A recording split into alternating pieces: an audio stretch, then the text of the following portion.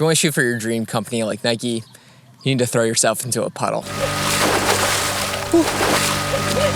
So when I was first entering the industry, like understandably, I knew nothing. Most people don't know anything, and I still arguably don't know anything. I just knew that I wanted to shoot videos for big companies like Nike without like the slightest clue of how to get there. I thought the way in was creating spec projects, posting it to Instagram, tagging the company, having the company notice you and recognize the thing that you had made, and then you'd be well on your way for working for that specific company. But like, nah, like I was wrong. That doesn't happen.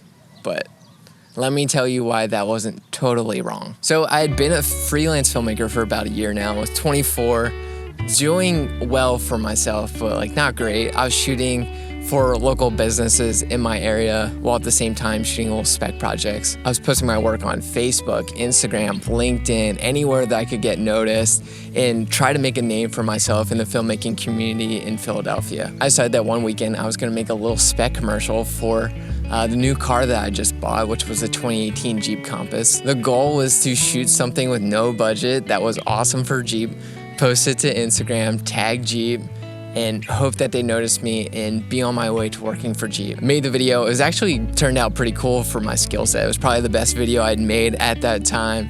Posted it to Instagram. Was getting amazing feedback and reaction from all my friends and family, like 1 million people tagging Jeep, like, Jeep, check this out, check this out. And I was like feeling confident. I was like, Jeep's definitely gonna notice this. I'm 100% gonna be making something for Jeep very soon. And crickets, nothing. Didn't hear a thing for Jeep. I was super bummed. I felt like I had been grinding my butt off, put something out there that was really awesome, got really good feedback, and still nothing. So I felt like my formula, my plan of getting to these big companies was kind of dead in the water. So a month or two later, I get a text out of left field from a girl I used to go to high school with who said that she had saw the Jeep video and that she really loved it, and she loved it so much she ended up showing her boss at the time who she was interning for, and he ended up really liking it. It happened to be that the person she was interning for was like this celebrity physical therapist thing. I'm not still to this day not really sure what he even does, but his credentials seem pretty legit. So anyway, this guy was starting like a new company for himself, and he went to put together a little video to attract investors, I guess to fund his company, and he needed someone to produce a video. So he contacted me. Right away, he hits me with I don't have much budget, but I have a lot of promises, blah, blah, blah, which was a red flag, obviously. But as a young filmmaker, I was just like really hungry for any opportunity I could get at the time. So obviously I took it on. I finally get to the hotel that he was staying at to film, and he was like 2 hours late. I was waiting in the lobby of the hotel with all my stuff for 2 hours waiting for him. Finally get up there, he's not prepared. I get all my lights and everything set up, ready to film. He decides that he's gonna take like a 20-minute phone call conversation. He was like a really crappy dude that I did not like at all. Like totally different wavelength human beings. But I kept my calm, I kept my cool, ended up getting through the shooting of this.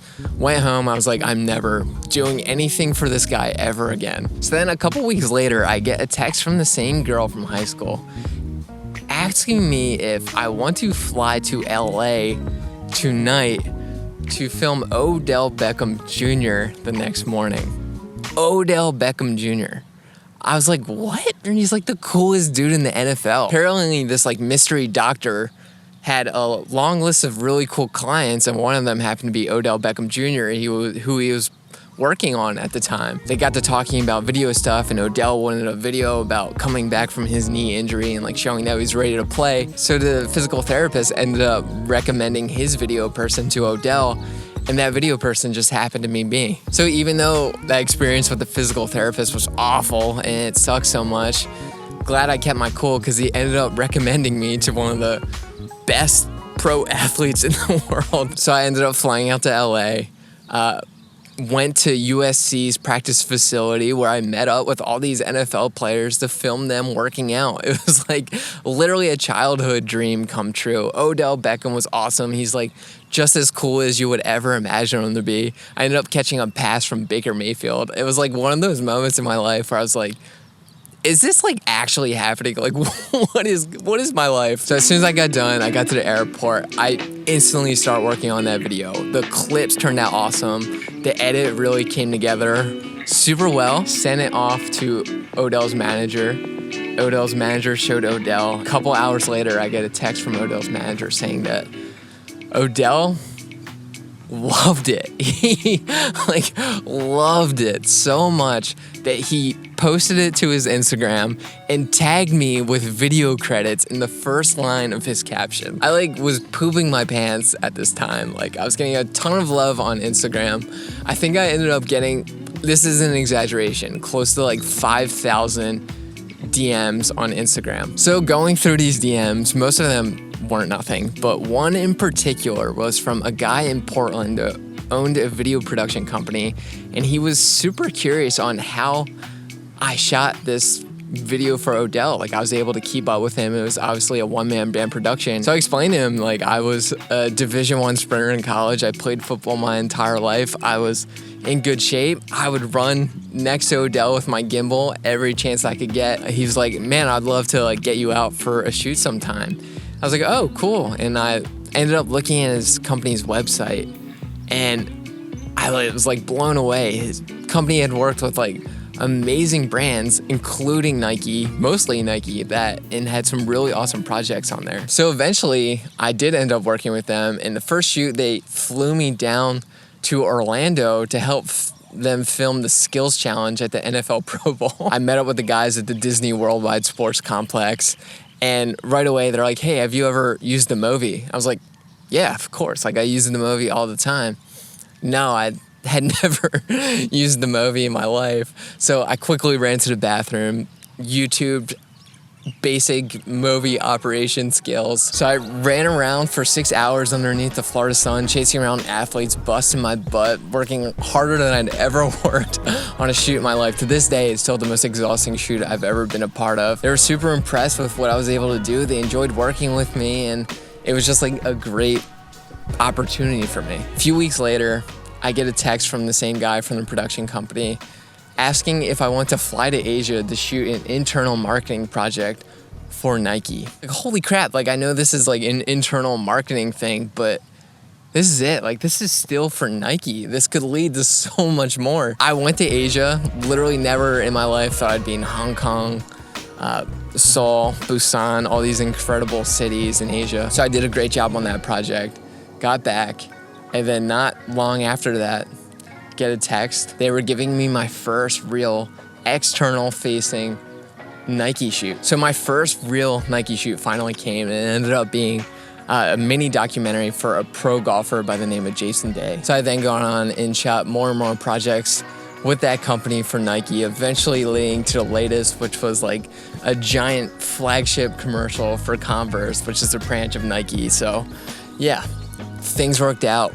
I did it. I reached my goal of really shooting for my dream company, Nike. Hold on, I need to adjust a little bit. The sun's blasting me in the face. All right, that's a little better. I don't know if my face is too dark now, but we're gonna have to deal with it. Now I'm fully aware that like all the stars aligned in this moment, but none of this happens if it wasn't for this moment.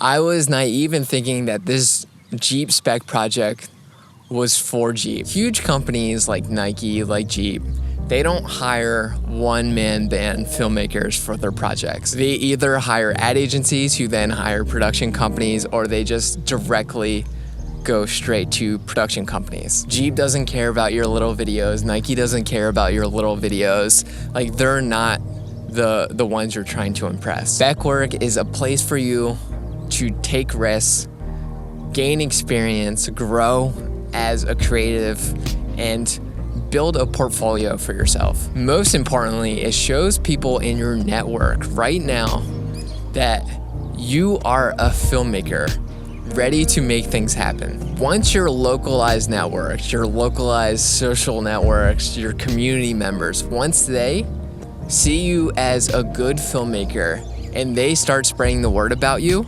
your network, your overall network begins to grow infinitely. And that's when all these possibilities started rising. Yes, there's a little bit of luck and a little bit of chance in all of it.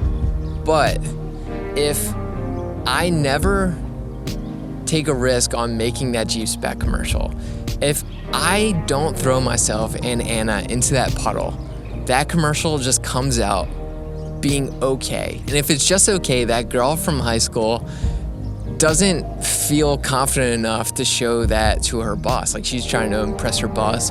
Why would she show him just like an okay video? Then if I don't keep my cool, keep my calm, and just say screw you to that physical therapist guy for being a complete a-hole to me, like, that Odell Beckham shoot never happens. If I didn't keep my body in shape, if I wasn't grinding every single day on the fundamentals of filmmaking, like, that Odell Beckham shoot doesn't turn out any good. If that video doesn't turn out good, Odell never posted to the Instagram, and that production company in Portland never knows that I exist. Then when that production company tests me out and brings me down to Orlando for that first shoot with them, if I tell them I don't know how to shoot on the movie, they stick me on, one of the 10 cameras and nothing impressive about me. I worked hard, I did things the right way, I paid attention, and I was kind. And that is how I ended up shooting for Nike. If you want to work for your dream company, you need to work your butt off, take risks, and be kind. The experience, the networks, the opportunities, it all comes from there. That's it. Good luck. I love you.